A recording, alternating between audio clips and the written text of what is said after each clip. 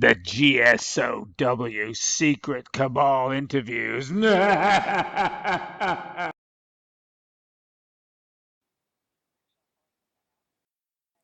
Hello, Jim. Hi, Where are you at? I'm in my house in San Jose. Ha ha. You're sitting on a couch. Yeah, San Jose, California, right? Yes. And everybody out there who's listening to this right now is saying the same thing. I'm getting a psychic message from everyone right now, even though we're recording this, and they're all saying, Jim, do you know the way to San Jose? And the answer is yes. Yes, I do. And you didn't even need Wikipedia.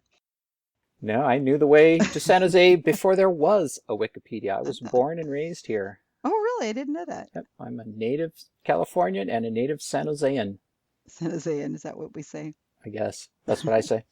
Well, I'm from Salinas, California. I'm a native Salinas Californian too, also Cool. whatever. Cool. So anyway, so we're at least we're on the same time zone because Yes. most people I interview are on the other side of the world or something. So it's kind of nice to say, hey, it's the same time. Yeah. One of us doesn't have to get up really early and stay up past our time bedtime. Right. So, Jim, I see that you have started with GSoW back before we were even called GSoW. We were still called Guerrilla Skepticism on Wikipedia Right. back in the old days, August 5th, 2012. hmm So tell me about your beginnings with GSoW. Well, so the history is that I went to my first TAM in 2012. I did not know what to expect. I didn't know anybody there. I had no idea that there even was any sort of organized skeptical movement. I went, and one of the nice things about TAM is that they provide lunches on some of the days, so you have an opportunity to sit and chat and socialize with people. And at one of these lunches, I was at a table with people like Ross Blotcher from Ross and Carey and Jay Diamond, who's another fairly well-known name. And I think it was one of them that told me about the Guerrilla Skeptics. I'm not completely sure, honestly, but we were just chatting, and I was saying that I felt like I wanted to do something, but I wasn't sure what I could do. And pretty sure one of them mentioned, I think it was Jay that mentioned the Guerrilla Skeptics. So then I believe I looked up your webpage and sent you an email, and you said, great, welcome aboard. And I said, I have no idea what to do, because I had never edited Wikipedia. It was one of those where I had heard, right, that anyone can edit Wikipedia, but it's one of those things that when you haven't actually tried it, it can feel like a scary, daunting thing. How do I get started? What do I need to know? How do I do it? You provided me with nice step-by-step instructions and answered my questions, started me out with some easy and specific tasks so that I could get my feet wet and get some understanding of how it all works. And it was fun and interesting. So that from there, I went on and did some other GSoW projects. Terrific. Well, I'm gonna have to give Jay and Ross a high five when I see them again soon. I wonder what they brought it up to you for. It wasn't because we're so close in location. For those people out there who don't know, we're about an hour drive from each other. It had nothing to do with that. Yeah, I think, like I said, I honestly can't remember exactly, but I'm pretty sure that I was talking to Jay and literally said, I feel like I'd like to do something in the skeptical Hmm. realm, but I have no idea what I could do. And he started throwing out a number of ideas, things that he knew about, one of which was the independent investigations group, which he was a part of. And Hmm. I also pretty sure that one of them was the Guerrilla Skeptics. And I think there were some other ideas that he also threw out, because Jay is one of these talk a mile a minute people. We love Jay. Yeah. And so both the IIG and the Guerrilla Skeptics sounded interesting to me, so those were a couple of the ones that I pursued. Yeah, Ross Blotcher, before he was in oh no, Ross and Carrie, I think, he's a very good friend of mine, and so is Jay. So everybody out there listening, make sure you friend Jay Diamond and send him cat videos and cat pictures because he loves cats. So the more the merrier.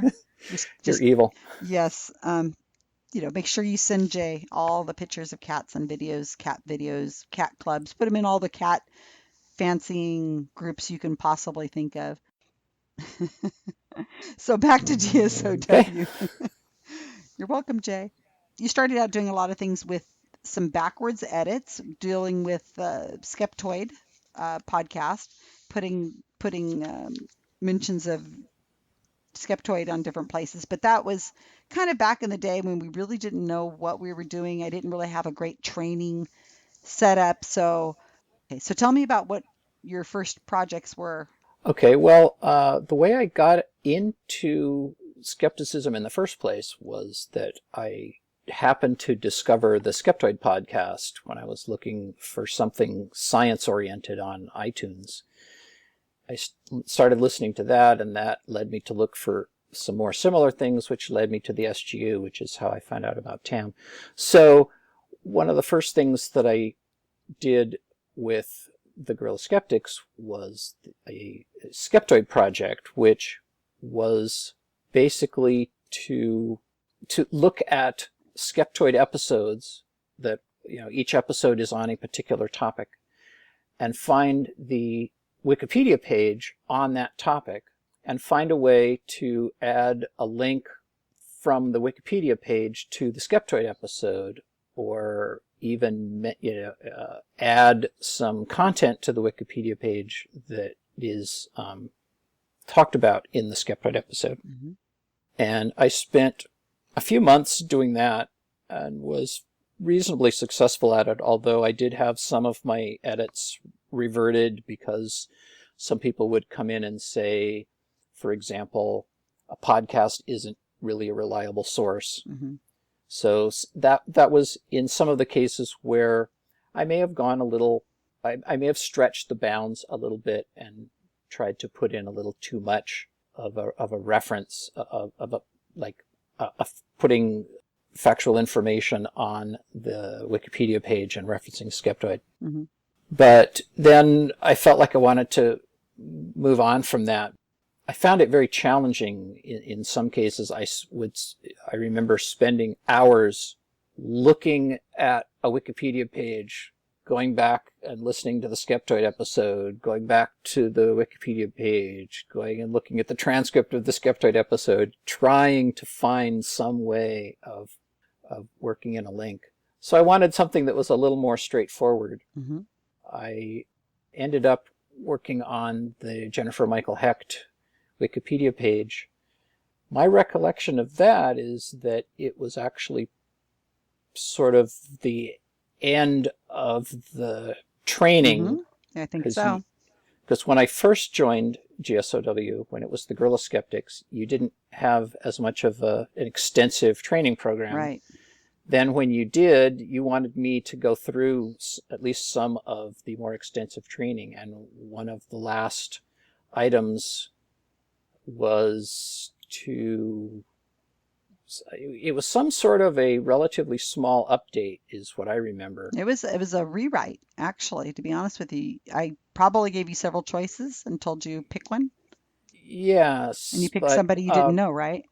yeah, that was one of the choices. Oh, I remember what it was. Now, of course, I picked her because I had actually seen her speak at the TAM in 2012 that I went to. Oh, okay. She was one of the speakers there, and so I had heard of her. I hadn't heard of her before the TAM, but after she spoke, I was actually fairly impressed with her. So that's when I went to work on her page and spent quite a bit of time on that, because the page, when I found it, it was very sparse. It was basically like a list of her books and some of the papers that she'd written, and very little else about her.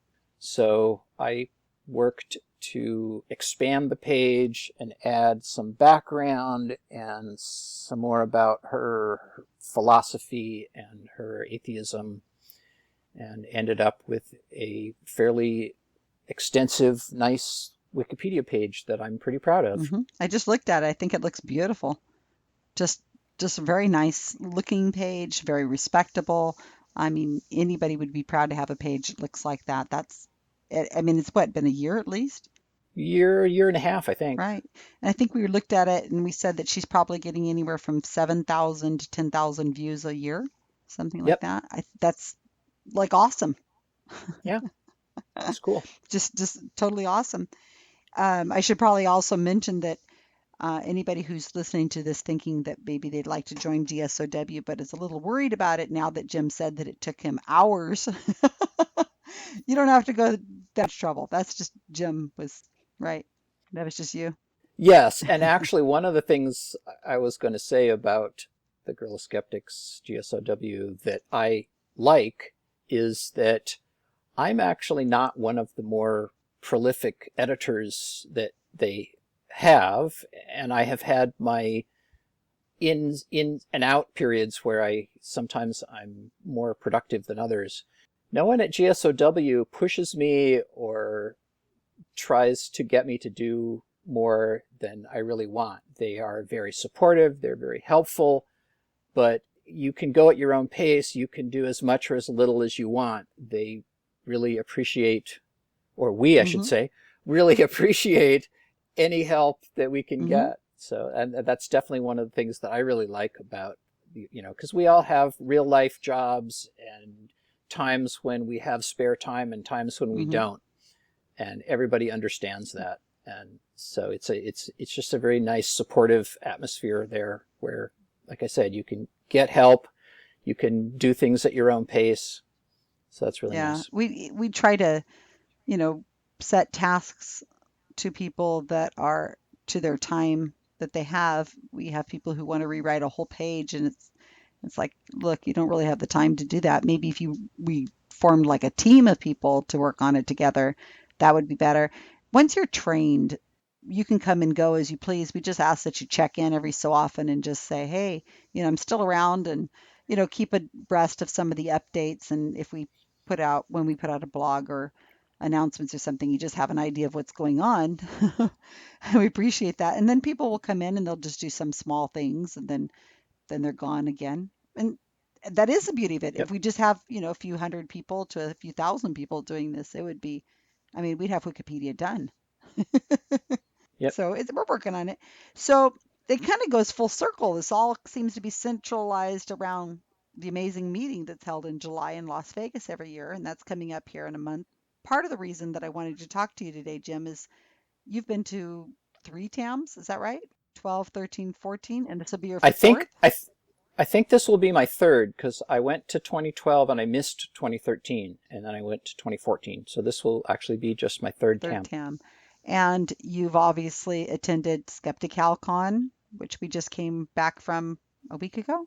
Yep, I've been to two of those. I really enjoy Hmm. those. It's great to have something that's Yeah, local. and that's up in Oakland or Berkeley, depending on where they have it. That's in near the San Francisco area. So that's kind of local to me too, a little over 2 hours away, and that's really fun. And okay, so once you were done with Jennifer Michael Hecht's page, you started looking for something else to do? Yeah, I think, again, my recollection is that I started getting pretty busy at work after that for a while, so I didn't have a whole lot of time to devote for a few months. And then then I got back into it. I was looking for something to do, and I think the work list had an item to update and expand the Steve Novella page. For those of you who may not know, Steve Novella is the leader of the Skeptic's Guide to the Universe podcast, which I started listening to a few years ago and really enjoy. And Steve is one of my heroes. He's one of these people that does a lot and seems to have a real positive effect on the world. So I was really interested in working on the Steve Novella page. Kyle Hammer took the lead on that, and I helped him out, which worked out really well. Kyle is really good at finding information on Google and putting it into the pages. I came in and did some editing cleanup, and I found some additional sources for some things and some additional information to fill out some of the sections of the page. So I thought we made a pretty good team, and the page came out really well. That's also something that I'm really, really proud to have been a part of. And then after you and Kyle were finished expanding the novella page, Nick's and his Portuguese team came in and they translated into Portuguese, and it is beautiful.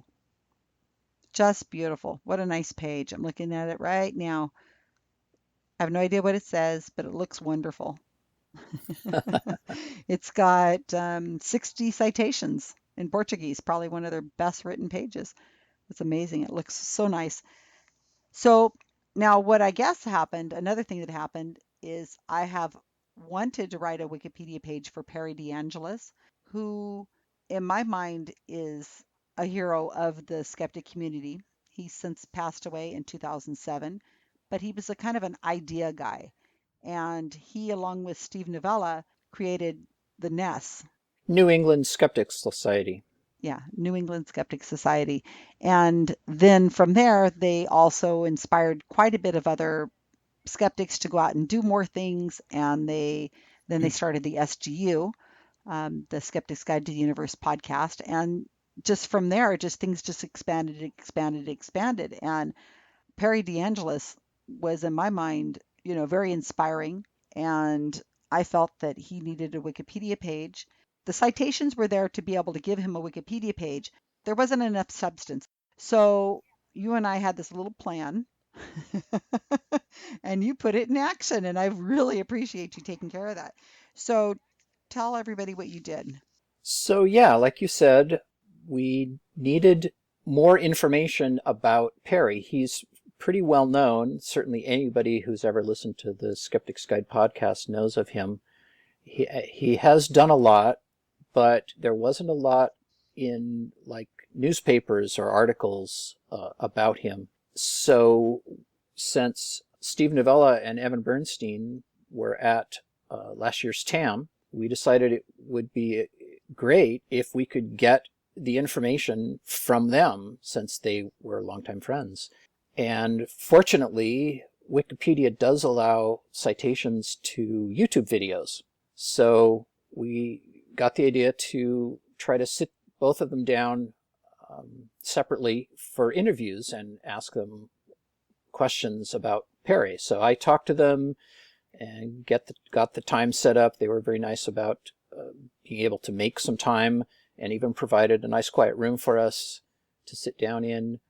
I also gathered some of the questions that we wanted to ask to fill in things about Perry's early life and what sort of things he was involved in outside of skepticism, how he got started in it, and also, sadly, some of the information about what he died of and how that progressed, which Steve Novella, being a doctor, had a lot of information and was very kind at sharing some what I thought were fairly intimate details in the interview about Perry's last days and things like that. Well, he was there. He was holding his hand when he died, pretty much. Yeah, and it was the interview is quite. Oh, it was very emotional. I was very moved. You, Susan, were interviewing him, and I was standing in the room watching and listening to it. And when Steve got to that part about the last minutes of Perry and how it was when he died, that was extremely moving. I was very glad. I was really happy to see that captured for posterity. Yeah. Yes, it was. I'm so glad we did it. Well, anybody who wants to listen to that interview or the one we did with Evan Bernstein, all they have to do is go to the Perry DeAngelis Wikipedia page and click on the citations to the videos. Boom. Easy. And with those two interviews, and you guys don't judge me when you look at the video. I mean, we are really tired. At TAM, it is just Oh, I still think they came out great. I was very impressed with both your interviewing skills and with how professional Steve and Evan were in being interviewed. Well, they know what they're doing. I was making it up. Oh, you think so? I was exhausted. But it's an exhausting time, especially the one I did with Stephen, because that was like the last day of TAM, and we had very little sleep on that last day.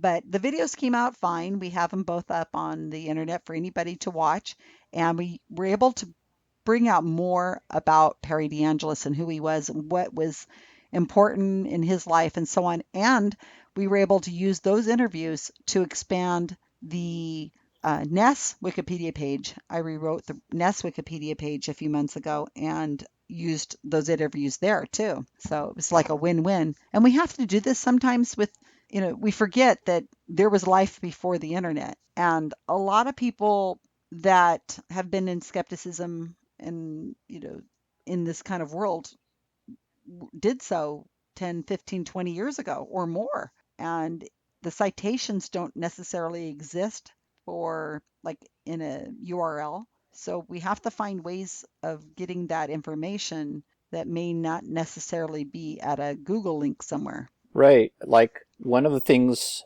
that came out in these interviews that I thought was really cool is that Perry was a demolition derby driver for a while Oh in my his early God. days. Who would ever have known? Dr. Demo, I think. Dr. Dr. Death or Dr. Death. Demo. We got both names, I think. Yeah, one of them said, I think Steve said it was Dr. Death and Evan said it was Dr. Demo, so I'm not sure. But it just sounded so cool, and it was one of those things where I wish we had some video of Oh it. my God. I went and searched the internet. I spent a lot of Oh, time did you? I didn't know that. looking for Perry DeAngelis, Demolition Derby, Dr. Death, all combinations that I could think of. And I think I found one little tiny text reference that confirmed that he did it. But I was really hoping that somebody might have had, either a newspaper article would have been great, but or some video, which would have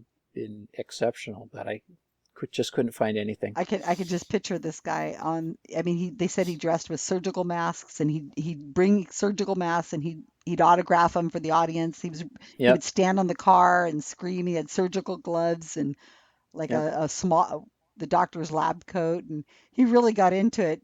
I I I mean, I would love to have seen that. That must have been hilarious. Yep. It would have been cool. And that's the whole idea is we want to tell people stories so that these Wikipedia pages come alive and people can be inspired by their peers. And, they can be inspired and they can say, I can do Yep. that too. I can, I'm just a regular guy too. And Yep. and go on to create amazing things or to inspire amazing things. And that's partly what Perry did. He inspired people to do things. Yes. And I'm actually very happy to see that when I look at Perry's Wikipedia page, the section on his personal life and his health and death are still there. I definitely had a concern that some of the other Wikipedia editors might come in and decide that that was not appropriate, that it wasn't noteworthy enough to be on a Wikipedia page. Well, somebody's But death is pretty noteworthy. yeah, but the personal life stuff, Yeah. Well, he wrote about it. I think that's what made it different is Perry had an episode where he nearly died and he was in ICU for a long time and he wrote about and it was fascinating to read for me how he believed he had been abducted by aliens and that the people around him were aliens. He right, truly believed this. I mean, right. he Hmm. was he really thought that they had to tie him down to the bed. He really believed that there was so much that they were putting needles in him and drugging him. He really, really believed that for a period of time until he saw Stephen Novella's wife came to visit him, and she had her daughter, who was just a little baby, like maybe a year old, with them. Hmm. And when he saw the little girl, that he just loved this little girl, when he saw her, he knew that she wasn't an alien, and he started to get better. He started to get more rationalized. I guess he was starting to go through a process where he was coming out of whatever the illness was. Getting back to Yeah, reality. getting Yeah. back to reality. And he wrote about that in detail. And since Hmm. he did that, we can put it up on the Wikipedia page. And I learned a lot from just listening to that. And I think that skeptics should acknowledge whenever they have paranormal. Episodes or Yeah, he experiences was like that. admitting that this is what happened to him, and Right. how he felt about it, and how he felt that it was so real. And I think we need to be aware that we're not all debunkers, and into a lot of people's minds, this is real and it's frightening. I mean, I can imagine how frightening that would be to really feel like you're being abducted by aliens. I mean, seriously, gosh. And that's the kind of thing where, as a reader, if I'm looking somebody up on Wikipedia, that's the kind of information that I like seeing, something beyond just the dry Right. facts. So when we're writing a Wikipedia page, we're trying to tell the person's story, but we don't want to do it in a gossipy way, and we don't want to do it in a dry, boring, nobody's going to read this page way. We're trying to find a way of doing it so that it's interesting to read, but everything that you're put on the Wikipedia page needs to be cited. It has to have some sort of, you have to back it up. You can't just put whatever you think. You have a citation for it. So it's sometimes it's a little difficult to create these pages with some kind of interest in them. So fast forward a little bit, Jim. You decided you were going to work on another page, and your next page was? My next page was the Robert Schaefer page. Robert is an author and a UFO investigator. And his page, he had an existing Wikipedia page, and it was okay, but it was another case where it was a little on the sparse side, and there was new information that could be added. And also, as you were saying before, fleshing it out a little bit with a little bit more of his personal life beyond just his UFO investigations and his books. For example, Robert is very interested in opera, so I managed to get in a little bit about his interest in opera. Not as much as I had wanted to. This was a case where I was unable to find a lot of citations for that, but I was able to make reference to it. And also, I was a little surprised to find out in my research that Robert is fairly outspoken critic of contemporary feminism. And so I found a fair number of articles and references to that. So I added a little section about that to his page. Right. Because GSoW isn't trying to tell, I mean, we're trying to tell these people's stories to some extent within the citations that we have available to tell them, but it isn't all butterflies and kisses and rainbows. We're trying to be factual as well as honest as far as you can be. Exactly. And this is a case where my personal beliefs might be somewhat different from Robert's on this subject, but in the interests of completeness and honesty, that really belonged on his page, even if I can imagine there could be some people that go look up Robert Schaefer and see that section on feminism and may not exactly like it, but it's not our job to hide things or to write pages that only show the good sides or the sides that we agree with. It's our job Hmm. to make the pages as complete and factual as possible. Right. Because if the citation exists somewhere on the internet or wherever, it could be put in at any time. So it's best to just do it right the first time and be complete, and that way it's done. Yep, exactly. The page usually reads better if one editor is pretty much doing the whole thing from the beginning to the end than if somebody's going in and just adding a sentence or two here and there, because I don't know, it doesn't always read well to make it flow. So one of the rules of Wikipedia is that pages are supposed to be written in a neutral voice, and that's great, but even within the guidelines of neutral voice, different people have different styles. Different writers, editors have different styles and different approaches to things.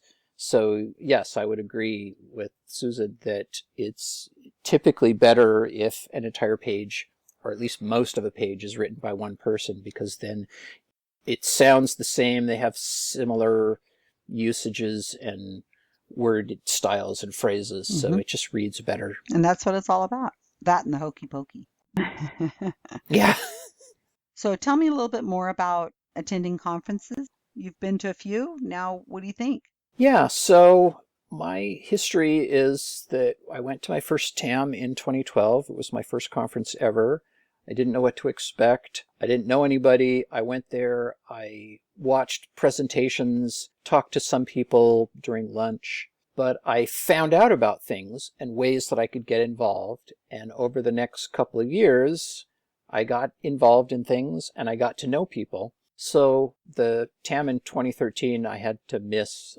So then when I went to the TAM in last year in 2014, it was a very, very different experience than my first one because I knew people. I spent less time going to the talks than I did the first time because I was out doing things and meeting with people. So if the question is why go to conferences, there's a lot of different reasons. For me, it would be you really get a sense that you're not alone. Like my first experience, the first TAM that I went to, I felt very alone. I felt like I was an outsider. I wasn't a part of this group. But by getting involved, by getting to know people, then the next TAM that I went to, I didn't feel alone. I felt like I was part of the group. I was among people that thought the same way I did, like-minded people. It's also really good to go to the conferences and to be able to hear about other things that are being done, progress that's being made, maybe even get ideas of what else you could do, ways that you could get involved that you wouldn't have thought of on your own. It's even as part of the, quote, skeptical community, it's still kind of easy, at least for me, to not always be aware of everything that's going on and to start to feel overwhelmed or feel like the woo people are winning or the anti-vax crowd is winning or the creationists are winning. And so going to conferences and being able to hear the talks as well as just talking with people in the hallways and at meals or whatever, it's a great way to really get energized, for lack of a better word, and really get hear about what is going on and progress that's being made and good things that are happening so that you don't feel quite so I totally beaten agree. down maybe. I'm 100% right there with you, Jim. I think all those things and more. I go to these things to become more energized, to be inspired, to reconnect with people. I mean, I'm on Facebook all the time and I talk to people all the time, but I mean, it's nothing like seeing them in person. Yeah, there's definitely, and I'm the same way. I forgot to mention that, but I'm on Facebook, and probably the majority of my Facebook friends are in the skeptical community, and there's a lot of skeptical chat going on and posts. But there's nothing like meeting people and seeing people in person. Talking on Facebook or posting or instant messaging is just not the same as being with people and looking out over a crowd of 1,000 people in a room listening to a talk. There's just nothing like actually being there. And then going to dinner and lunch and breakfast and everything Right. else. Yep. And I'm a big advocate of just loving to meet new people that I've never met before. If you see me at a conference, please approach me. I am more than happy to meet you. Trust me. Mm-hmm. And when we go to, I can vouch for that.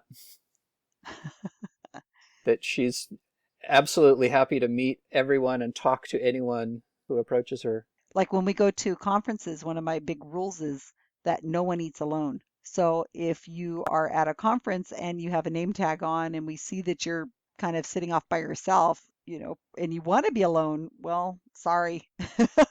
Well, I guess you can stay alone, but we're probably going to ask you to come and sit at our table with us so we can talk to you and meet you and Yep. that kind of thing. That, Because I don't want to be alone either. I felt like I was alone for years and years. So, I mean, now it's my turn. I want to be with people that are like-minded and interesting, and everybody I've met so far has a really interesting story, and I want to know more about them. So I think that's important to do. that's great. If you want to be alone at a conference, go to your room because that's where you need to go to be alone. Sorry, people. I could interesting story at the last TAM that I was at. I was going to be working on this Robert Schaefer page, and I saw him. Susan actually pointed him out to me, and I was going to walk up. I went to walk up and introduce myself to him and tell him that I was going to be working on his Wikipedia page. And he was with a group of people that were going to dinner, and they just invited me along without knowing who I was, just knowing that I was a fellow TAM goer. And it turned out that they were a group of Libertarians. libertarians. Thank you. It turned out that they were a group of libertarians. I am not a libertarian myself, but it was extremely interesting. It was one of the best times I had at that TAM that just happened because I walked up to Robert at the right time and got invited to dinner and found myself at this dinner with these libertarians. And it was a fascinating conversation, and I learned a lot that I didn't know and got exposed to things that I hadn't known. I have not been converted to being a libertarian, but it was still an extremely wonderful, fun, educational dinner. I remember seeing you you were at a table near mine, and Hmm. I took a picture of you there. I'm like, Yep. Jim, what?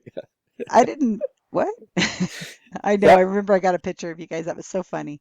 Yep. That was great. Yeah, and I should also point out that Robert Schaefer has been very good to GSoW. He's been around in the skeptical movement since, well, back in the day when the world was black and white. And I have evidence of this because he's uploaded quite a few older photographs from the beginnings of the skeptical community, back when Paul Kurtz and Ray Hyman and all these and James Randi were starting out the skeptical community, and all the photos are in black and white. So Hmm. obviously, evidence says that the world was black The and white at world that was time. black and And so he's uploaded those to Wikimedia Commons for me. And every time I have an older page that we're working on, he's one of the people I'll go to and I'll say, "Hey, Robert, do you have any pictures of Phil Kloss or whoever?" He'll be like, "Let me look," and he'll look through his files, and there was a new file. He'll put up a new picture for me, and it's like, "Oh my gosh, thank you for having that. Thank you for taking photos at these conferences." Because I mean, we have some of Banachek when he was Steve Shaw. No, we have some pictures of Banachek when he was just, oh, I mean, he looks like he's 18 or 19 years old. And not that he's an old man now, but I'm just saying he's not 19 or 20 now. So it's wonderful to see these old photographs, like I say, when the world was black and white. I guess that's when black we and all white. rode dinosaurs too, right? Right.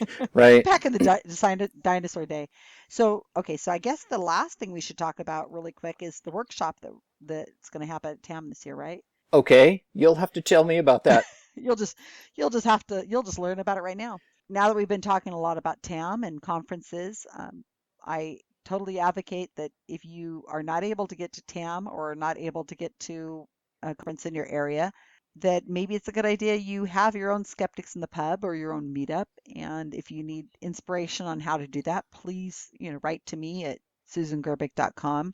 I'd be happy to talk to you about finding other like-minded people in your area. So maybe you can at least have, 4 or 5 people that meet up at a pub and share a beer or coffee or something together, and maybe have a game night or pizza night. There's nothing like meeting other people that are in the community. But this TAM, this July, we're going to be having a workshop. This workshop will be on Sunday night right before the $1 million challenge. And this workshop is called Learn to Edit Like a GSoW Editor and Change the World.